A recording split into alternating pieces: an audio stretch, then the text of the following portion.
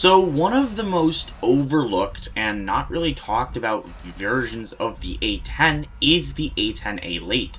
Now, if you guys are not familiar with my channel too much, I've made a lot of content with the A10, but it's only been with the A10A early.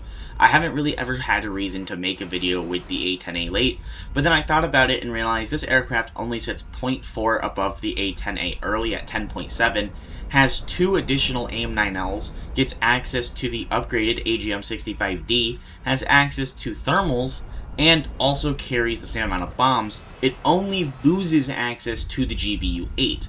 So, therefore, the A-10A late is really a pretty decent cast option. Now, I will say up tiers to 11.7, this thing becomes more useless, but I think it is something that not a lot of people necessarily talk about, and it is very, very fun to come out and play with. So the AGM-65D has a thermal seeker, unlike the AGM-65B, which allows the A10, the late, to actually have access to a thermal. That is one of the biggest downsides with the A10A early.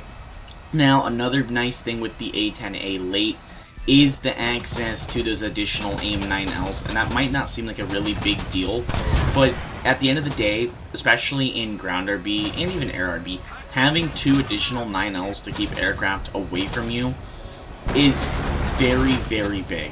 Now, both aircraft like the early and the late get access to CCIP, CCRP for your guns, your rockets, your bombs, all of that.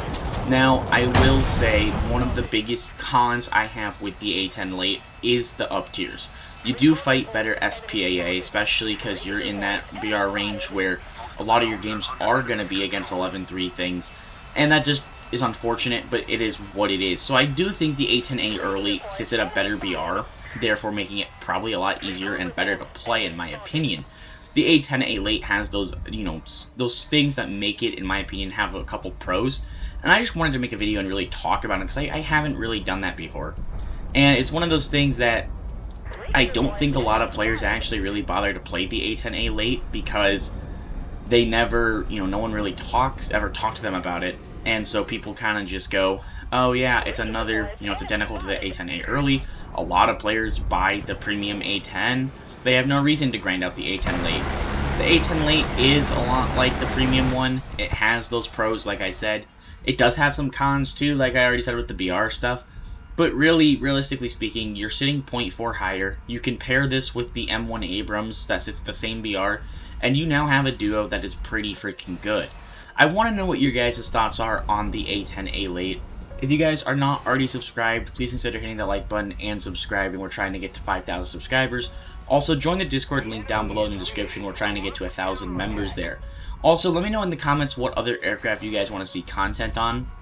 And let me know down below what you guys think makes the A10A early so much more sought after in ground RB over the A10A late. Is it just the BR stuff like I was telling you guys, or you think it's possibly more?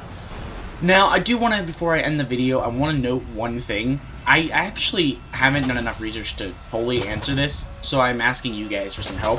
Why is it that the A10A late cannot carry the GBU-8? I know the A10A early can, and the A10A late has the same features that the early does, but in War Thunder it does not get access to the GBU-8, and I'm not sure why.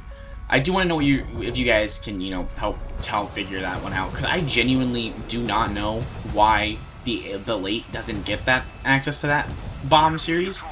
Let me know your thoughts. Let me know if you guys know. I'm going to do my own research after this video.